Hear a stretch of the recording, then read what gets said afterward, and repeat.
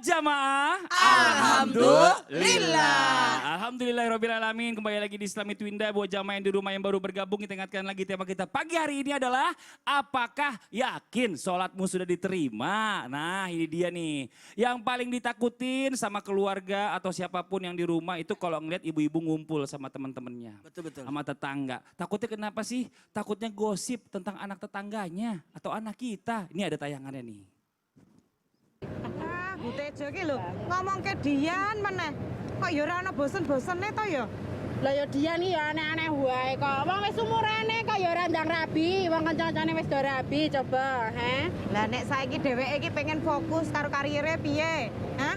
Wong ya ade iki ora ngerti to sakjane kondisine dhek iki kaya ngopo sak tenane. Kaya uripe ndek karir. Oh ya wis, ora usah nyebar fitnah, Bu. Oh, bener kuwi jarene Yuning. Bu Tejo, fitnah kuwi yo luwih kejem timbangane pembunuhan. Aku ki ora fitnah. Aku iki ya mung pengen jaga-jaga wae ngono lho. Jaga-jaga sapa? Ya jaga-jaga yen Dian kuwi sakjane wong wedok ra genah. Godan-godani bojo-bojone dhewe. Iya ta? Ngono kuwi yo. Iso dadi bener lho, Bu. Ora. Ngerti ra, aku ki tau to diceritani karo Bismillahirrahmanirrahim. Ya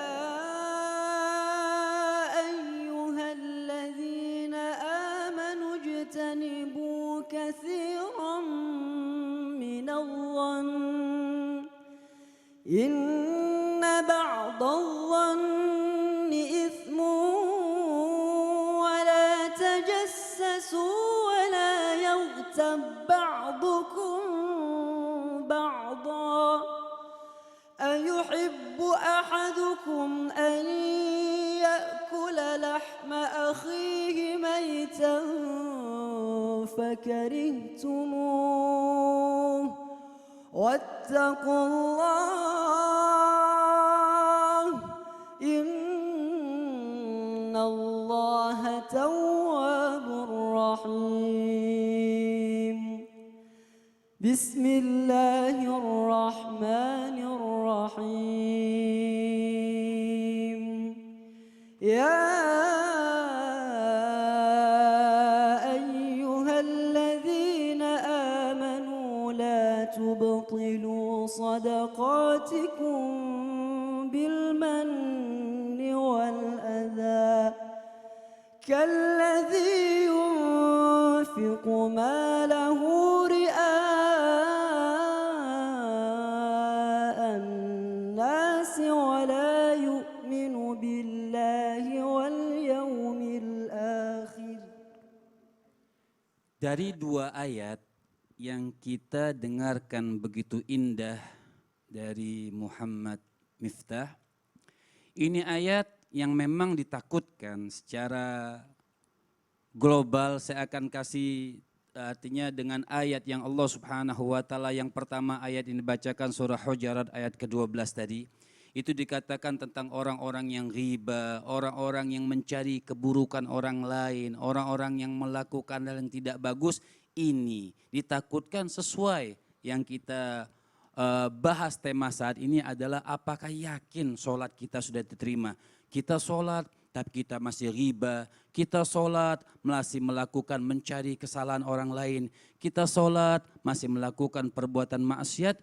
Ditakutkan sholat kita tidak dianggap oleh Allah Subhanahu wa taala. Juga dari ayat yang kedua yang dibacakan oleh beliau tadi surah Al-Baqarah tadi mengatakan bagaimana orang juga yang dia bersedekah, yang dia infak, yang dia melakukan kebaikan tapi dengan manna, dengan melakukan mengungkit-ngungkit kebaikannya, dia memberikan sesuatu sampai menyakiti hati orang tersebut, ditakutkan sedekahnya, sholatnya tidak diterima atau tidak ada arti di sisi Allah Subhanahu wa taala. Oleh karena itu para pemirsa jamaah Islam itu indah yang dimuliakan oleh Allah Subhanahu wa taala, perbaguskan sholat kita, perbaiki sholat kita. Kenapa? Ulama mengatakan ketika kita baguskan wudhu kita, ketika kita baguskan sholat kita di hadapan Allah Subhanahu wa taala, dengan hadirnya hati kita di hadapan Allah Subhanahu wa taala, maka sholat tersebut menjadikan sholat kita yang bermakna, hati kita tunduk kepada Allah Subhanahu wa taala, maka sholat tersebut akan menjaga kita daripada perbuatan maksiat. Sholat akan mencegah kita dari perbuatan riba. Sholat tersebut akan mencegah daripada perbuatan sedekah yang tidak ikhlas di hadapan Allah Subhanahu wa taala. Maka Sayyidina Imam Hasan Al-Basri alaihi rahmatullah radhiyallahu taala anhu arda, tidaklah orang yang melakukan sholat dengan tidak khusyuknya kecuali banyak berbuat sesuatu yang tidak diridhai oleh Allah Subhanahu wa taala. Kalau kita lihatkan hadis daripada Rasul sallallahu alaihi wasallam sampai hadis Nabi mengatakan, riba asyaddu minaz zina. Dosa riba itu lebih besar daripada dosa zina. Bukan berarti kita boleh zina. Dan juga digaris bawahi hadirin para jamaah yang dicintai oleh Allah Subhanahu wa taala, jangan pun merasakan, oh, saya masih riba, saya masih berbuat buruk, terus stop kita punya sholat. Tidak. Teruskan sholat kita, walaupun kita belum bisa menjadi orang yang baik, teruskan sholat kita. Insya Allah sholat kita akan diterima di hadapan Allah dan menjadikan diri kita menjadi orang baik di hadapan Allah Subhanahu wa taala. Amin, amin ya rabbal alamin. Nah jamaah, sekarang sebelum kita melanjutkan pembahasan selanjutnya tentang ilmu yang akan kita bahas kali ini, mari saya akan tunjukkan untuk kita semua tayangan berikut ini. Silahkan. Allahu Akbar. Ricis, bangun sholat subuh, tidur mulu. Enggak aja.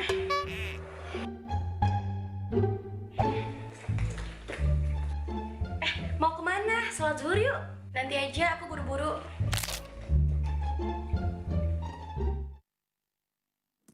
Ini nauzubillah min zalik, jangan sampai kita lalai dalam sholat nih buat jamaah yang ada di rumah. Karena memang nggak tahu ya kalau kita bicara soal maut ini kapan menjemput. Jangan-jangan sebelum kita sholat tiba-tiba maut udah dijemput, masih utang kita sholatnya. Nah kita tapi sebagai manusia ini pasti semua pernah melakukan atau mengalami hal-hal seperti ini. Atau lalai dalam mengerjakan sholat. Mungkin ya ketiduran, kayak tadi sholat subuhnya bangunnya di udah terang gitu loh baru sholat. Terus atau mungkin juga di asar biasanya nih, di penghujung waktu baru kita sholat tiba-tiba, wah selesai udah maghrib ini di penghujung waktu banget. Nah apakah sholatnya orang-orang yang ketiduran atau sholat di penghujung waktu ini masih diterima, masih Allah terima? Katanya kalau bisa sholatnya itu nggak boleh di penghujung waktu karena ada larangan. Bukannya begitu Ustadz Maulana? Ya. Tapi bukannya lebih baik terlambat daripada nggak sama sekali? Nah, kita bahas sekarang ya. Kita bahas, silakan Ustadz. Izin Habib, izin Ustazah. Bismillahirrahmanirrahim. Jamaah. Yeay. Oh jamaah. Yeay. Alhamdulillah. Alhamdulillahirrahmanirrahim. Seberapa besar perhatian kita kepada salat, begitulah kedudukan kita di hadapan Allah. Makanya salat itu luar biasa. Yang pertama diperiksa dari kemudian adalah salat. Sebagaimana tadi sudah dijelaskan oleh Habib tadi, makasih banyak. Dan ketahuilah, amalan yang paling disukai oleh Allah adalah salat tepat waktu, birrul walidain, dan jihad fisabilillah. Jadi salat itu paling utama. Dan usahakan tepat waktu. Kalau perlu menunggu waktu. Nah gimana nih kalau ada orang salatnya yang ketiduran atau salatnya di penghujung waktu. Kita lihat dulu posisinya. Karena yang namanya ketiduran itu fitrah dari makhluk adalah tidur. Tapi jika tertidur atau lupa melaksanakan salat, maka hendaklah dia melaksanakan salat pada saat dia mengingat. Sekali lagi, pada saat dia mengingat. Pada saat dia sadar, pada saat dia terbangun. Nah pada posisi salat ini coba lihat. Kalau kita tidur, lihat dulu. Yakin nggak bangun? Itu. Sekali lagi. Makruh, bahkan terlarang, bahkan bisa jadi haram. Kalau kita tidur di saat sudah mendekati waktu sholat. Atau yang kemungkinan bisa jadi salat kita belum dalam artian. Ada jaminan nggak kita terbangun? Nih Jimmy Jeep sini dong. Ini kalau yang di rumah, ya mana tuh artinya Jimmy Jeep? Itu yang kamera yang jalan-jalan. Nah pokoknya hati-hati. Karena ini paling bahaya. Memang tadi sudah dijelaskan Ustaz Lulung tadi bahwa pena terangkat ketika orang tertidur sampai dia terbangun. Orang gila sampai dia sadar, anak ketika sampai dia balik. Tapi dalam hal ini jangan pernah menyepelekan salat. Karena hati-hati, kalau salat tepat waktu pahalanya lebih gede. Kalau saya sih kalau makan coto jam-jam 10, jam 12. Kalau makan cotonya agak siangan udah dingin, udah enak itu. Sudah enggak enak. Nah sama juga dengan salat. Orang yang salat tepat waktu bagikan bersedekah seekor onta. Lambat-lambat dikit seekor sapi. Makin lambat lagi seekor kambing. Makin lambat seekor ayam. Makin telat lagi. Nauzubillah summa nauzubillah. Nyesal nantinya. Karena sebagaimana tadi kami jelaskan bahwa sebagaimana perlakuan kita terhadap salat. Begitulah kedudukan kita di hadapan Allah.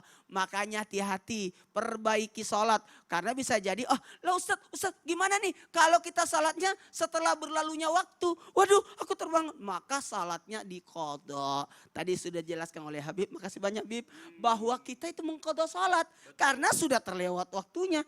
Maka salatlah di saat waktu walaupun sudah bukan waktunya lagi tapi niatnya qadha. Tapi gini, ada satu lagi pertanyaan saya sedikit aja singkat ya.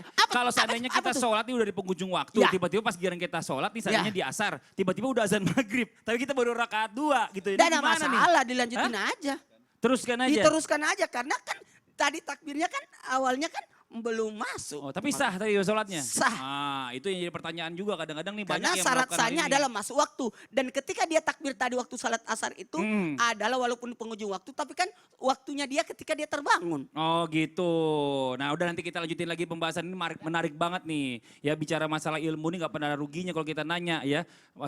Malu bertanya sesat di jalan. Nauzubillah. Nah sekarang kita coba mau nonton juga nih. Ada tayangan nih tentang sholat tarawih yang hanya 10 menit. Waduh sholat tarawih 10 menit ya gimana bentuknya tuh? Yuk kita lihat tayangannya ini dia. Beginilah jalannya sholat tarawih di masjid milik Pondok Pesantren Mambaul Hikam, Desa Mantenan, Kecamatan Udanawu, Blitar. Sholat tarawih dan witir 23 rakaat ini berlangsung cepat, hanya kurang dari 10 menit. Gerakan salat memang tidak berubah sama sekali, tetapi berlangsung lebih cepat dibandingkan salat tarawih umumnya.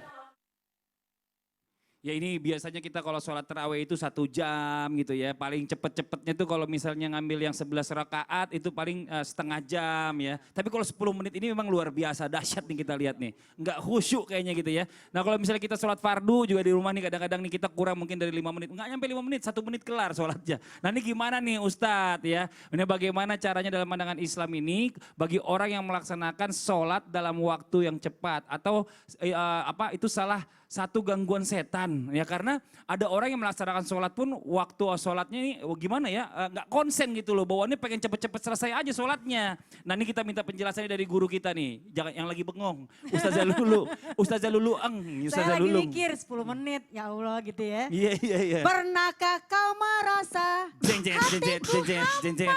Pernahkah kau, nah itu kan. Oh iya benar. Kenapa jadi gue nyanyi ya? Iya. Pemirsa Islam itu yang dirahmati Allah, pernahkah kita merasa hampa? Pernahkah kita semua merasa galau? Itu karena mungkin sholat kita belum khusyuk.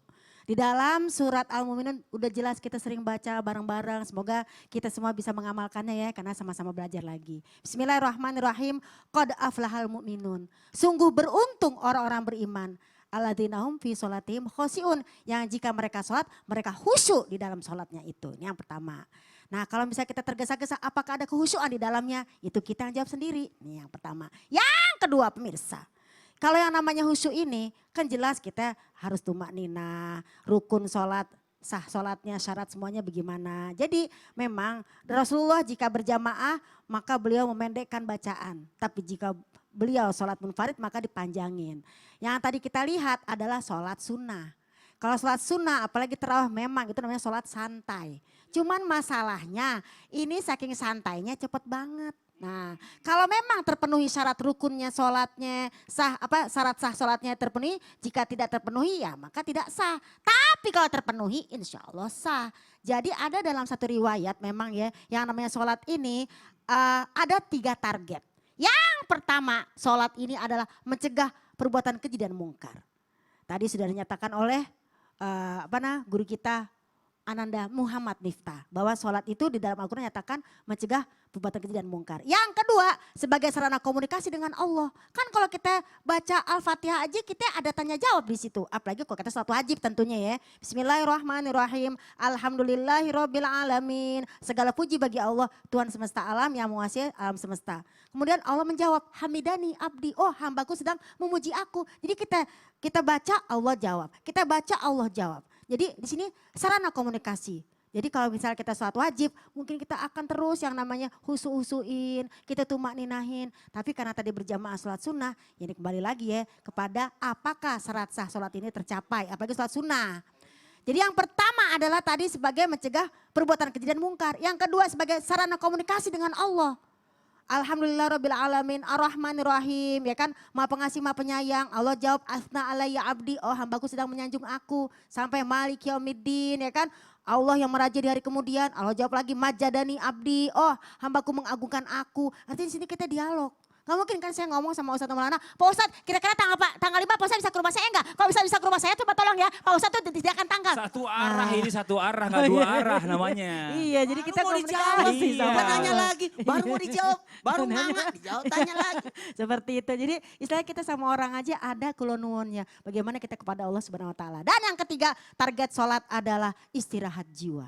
Arih Nabi solati, arih Nabi solati. Wahai Bilal, Rasulullah berkata kepada Bilal bin Rabah, istirahatkan jiwa kita dengan sholat. Kalau kita begitu-begitu gimana kita istirahatnya? Tapi memang kembali lagi kepada kalau sholat wajib kita tumaninah, ruku dan syaratnya harus kita perhatikan. Tapi tadi sholat sunnah, taraweh, sholat santai. Iya tapi masalahnya ada tapinya. Apalagi apa tuh, tapinya gini, kita udah mau tertib sholatnya. Iya. Imamnya kenceng bener, nah, ngebut. ini Iya, dia. kan kayak Valentino Rossi. Nah, ini gimana nih? jangan. Kalau misalnya imam begitu, makmumnya gimana? Nah, sah nggak sholatnya? Ya ini kalau kita ke Imam Ghazali, kalau kata Ihya Ulumuddin, yang namanya sholat itu kan kehusuannya. Kira-kira sholat kayak tadi husu nggak? Temannya nggak? Itu aja kita jawab sendiri. Nah kalau kita gimana? jadi makmum, kalau kita jadi makmumnya. Nah kalau kitanya juga ikutan ke makmum, ikutan ke imam dong. Kalau kita Karena ngikutin makmum imam, adalah batal. mengikuti imam. Bener. Seperti itu Kakak Fadli. Bener. Iya, jadi kalau imamnya begitu ya kita ngikut jadinya. Iya, tapi kan Gitu. imamnya yang nanggung bukan kita yang nanggung. Bukan kan? dong. Oh ya udah Nah, kita alhamdulillah. ngikut. Itu aja Bagaimana sih perlu saya jemaah, tanya. bagaimana imamnya. Iya. Pemirsa, maaf ya, emosi. Iya, saya nggak menyinggung orang-orang sih. Kagak, nggak kita ada. kembali lagi kepada Iya, diri kita. pada diri kita sendiri Belajar aja. lagi untuk khusyuk, insya Allah. Ya Allah, ini bentar ini kenapa sih ini lagi nih? Ini ngapa lagi Ustaz. nih? Aduh ya Allah. Apaan? Mas Padi. Apaan? Lapar. Hah? Lapar nih. Lapar? Iya, ada makanan nggak? Lah, emangnya Ustadz belum sarapan? Iya siapa yang masakin? Ada makanan nggak Mas Padi? Aduh Ustadz kalau makanan biasa saya nggak punya Ustadz. Tapi saya punya makanan yang gurihnya mantap dan enak. Wah, apaan tuh? Aduh ya udah deh, sini ikut saya. Permisi Habib ya. Ustazah Lulung permisi. Aduh Ustadz sini Ustadz ikut saya nih. Nah, saya ajak ke sini nih. Wah. Ini dia sarimi isi 2 goreng ayam kremes, porsinya banyak dan bikin kenyang. Beda deh sama mie kebanyakan. Cocok buat Ustadz yang katanya lapar. Enak banget. Alhamdulillah pagi-pagi dapat rezeki nomplok. Kita makan yuk bareng-bareng yuk. Bismillahirrahmanirrahim. Bismillahirrahmanirrahim. Allah barik. Benar. Aduh ya Allah ya Robi.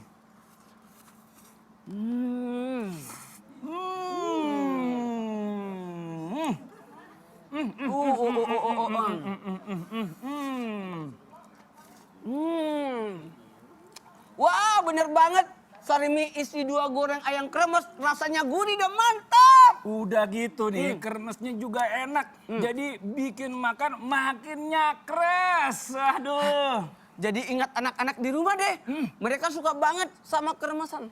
Waduh, pas banget kalau gitu Ustadz. Ini kremesannya banyak, rasanya juga gurih dan mantap banget. Pokoknya habis ini saya beli buat di rumah nanti. Ya, buruan deh beli. Sarimi isi 2 goreng ayam kremes, bikin makan di rumah jadi makin seru. Sarimi isi 2 goreng ayam kremes, makin nyakres, makin gurih. Alhamdulillah. Ini buat jamaah yang ada di rumah nih ya. Setelah ini jangan kemana-mana. Ada lagi segmen baru yaitu segmen doa mustajab bersama guru kita Habib Muhammad Syahab. Jangan pindah-pindah channel. Tetap di Islam itu indah. Jamaah, oh jamaah. Alhamdulillah. Enak banget. Pokoknya